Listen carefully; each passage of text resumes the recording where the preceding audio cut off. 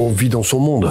On peut ne pas être d'accord avec ce que d'autres corps constitués de la société, notre jeunesse en particulier, nous demandent de faire pour la transition. Mais c'est notre monde. Donc on n'a pas trop le choix. Alors ensuite, ça se traduit en normes. On a tout à fait le droit de grogner. Et d'ailleurs, nous, Bpifrance, on le fait. Et on le fait d'ailleurs pour vous. En expliquant que c'est pas exactement ça qu'il faudrait faire, en allant à Bruxelles pour redire que des matrices à 1000 entrées, évidemment, c'est totalement déraisonnable. Bon, on gagne pas mal de combats quand même, à la fin des fins. Mais il faut retenir l'esprit. L'esprit de tout ça, c'est qu'en effet, on a un devoir éthique d'accompagner la transition de notre tissu productif.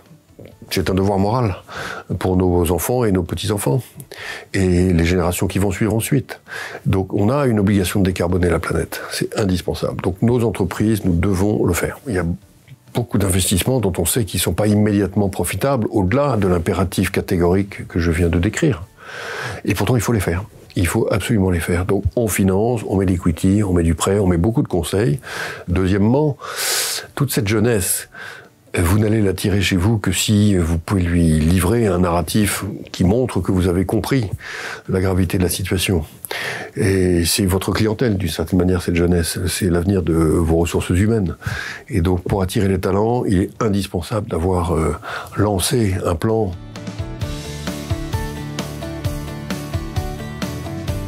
Ça, c'est la France, depuis toujours, un pays compliqué. Et en même temps, un pays, il suffit de se balader dans les villes de France pour comprendre à quel point il est riche de potentialités et toujours surprenant dans sa capacité à dépasser ses divisions. C'est la France.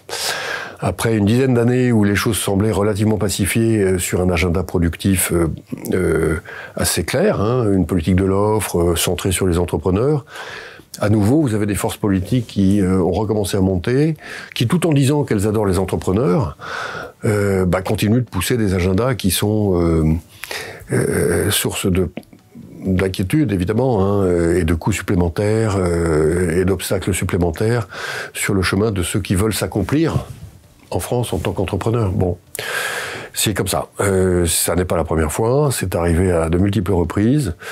Et on vit avec en France. On vit avec et on a montré qu'en fait, on savait vivre avec. Hein. Donc j'ai envie de dire, si on se compare à d'autres pays européens, vous prenez la Belgique qui n'a pas eu de gouvernement pendant des années, vous prenez l'Espagne qui vit encore sur son budget 2022, parce qu'elle n'a pas été capable de voter de nouveaux budgets. Vous regardez comment vit l'Italie, grand pays entrepreneurial. Vous voyez à quel point les constantes de la démocratie allemande, en ce moment, sont chaotiques. Vous regardez comment les choses se passent en Hollande. Ils ont mis 7 mois à définir un gouvernement. Vous regardez le Brexit. Personne n'est épargné.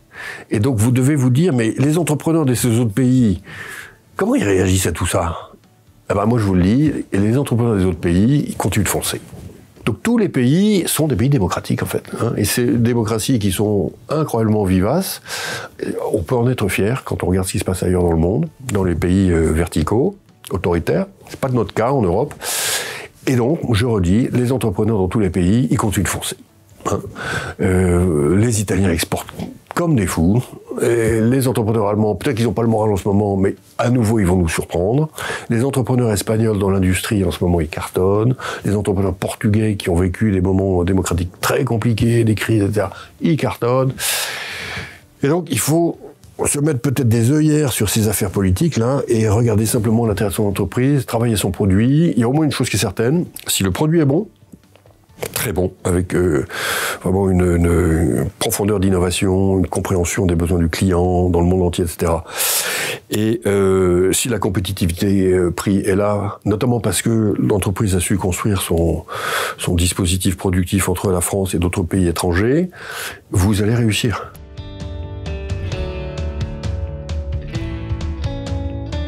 Il y en a une belle déjà, j'ai envie de vous dire, c'est qu'il y a de plus en plus de filles. Parce que, messieurs les fondateurs, de plus en plus, vous transmettez à vos filles.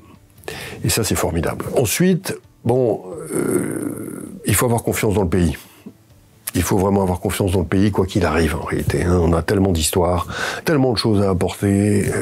Et donc, on est là pour, au fond, essayer de contrer un peu les forces noires qui seraient théoriquement là pour vous décourager, tout simplement, ou démotiver, ou en tout cas vous recommander à être prudent, puis de plus en plus prudent, puis de plus en plus prudent. Sauf que, en étant prudent des années de suite, alors que les Chinois ne le sont pas, que les Italiens ne le sont pas, que les Turcs ne le sont pas, et on finit par perdre des parts de marché très importantes. Donc, mon message, c'est soyez raisonnablement prudents seulement, quoi.